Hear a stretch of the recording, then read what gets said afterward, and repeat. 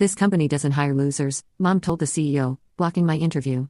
6 months later, I walked in as the new owner. She had no idea what I would do next. The rejection email arrived while I was still in the parking lot. My interview suit still crisp. My portfolio still unopened. 30 minutes.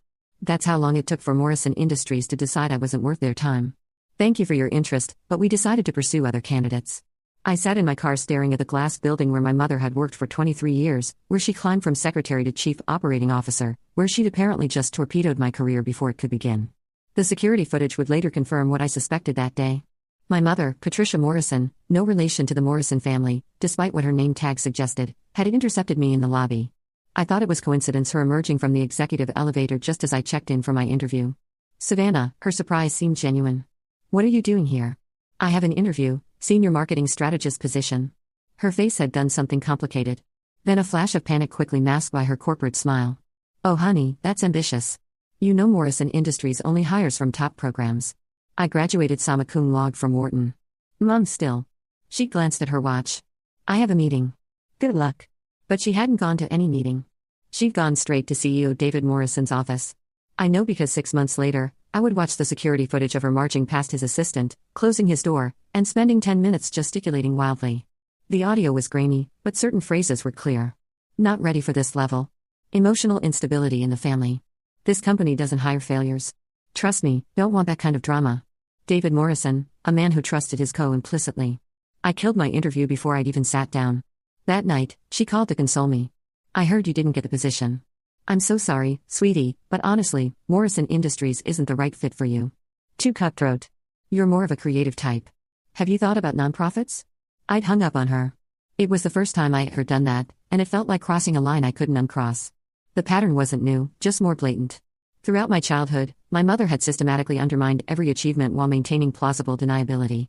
Science fair projects mysteriously damaged the night before. College recommendation letters that somehow never got sent.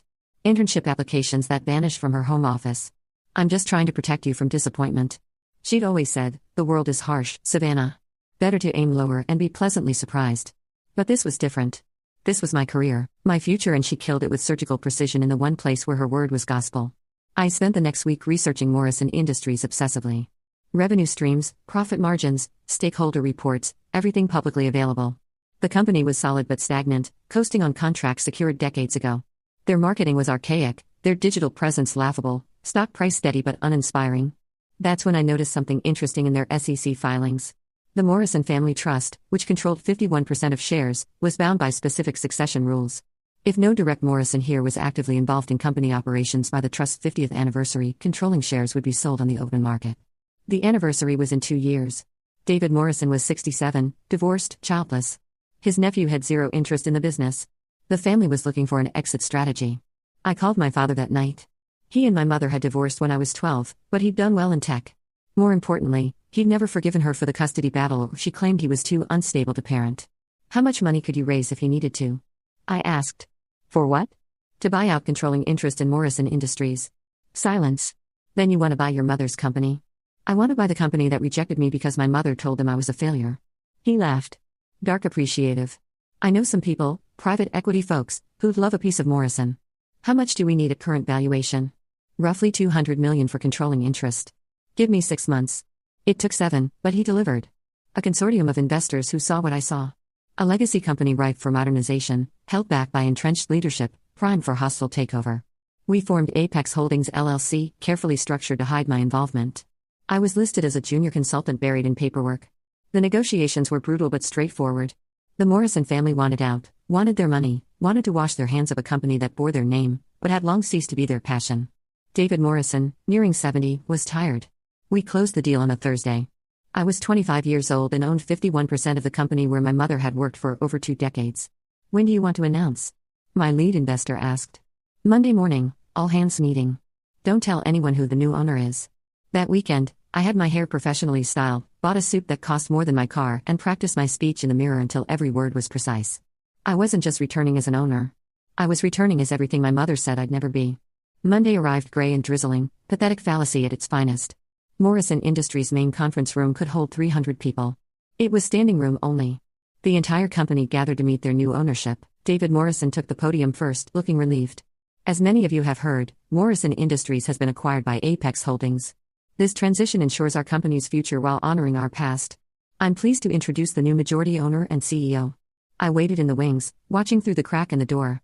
My mother sat in the front row, power-dressed and perfectly composed, probably already calculating how to manage this change. She'd survived 3 CEOs. She'd survived this one, too. Savannah Cross. The sound that escaped my mother's throat was audible, even from where I stood. I walked onto that stage like I was walking on water, past hundreds of faces I didn't recognize, and one I knew better than my own. Good morning. I'm thrilled to be here at Morrison Industries, a company I've admired for years. Some of you might remember me. I interviewed here 7 months ago for a marketing position. My mother had gone pale, her hands gripping her leather portfolio. I didn't get that job, but it taught me something valuable. Sometimes the front door isn't the only way into a building. Sometimes you have to buy the whole building. Nervous laughter rippled through the crowd. I let it die. I'm 25 years old. I know some of you are thinking I'm too young, too inexperienced, that I'm some trust fund baby playing CEO. You're wrong. I'm here because I see what Morrison Industries could be. Not just what it has been. We're going to modernize. We're going to grow. We're going to become the company our competitors fear. I look directly at my mother, and we're going to do it by promoting talent, not politics. By rewarding merit, not tenure. By building people up, not tearing them down. The presentation continued for 30 minutes. New initiatives, restructuring plans, digital transformation. Now you can watch the second part by pressing share and more.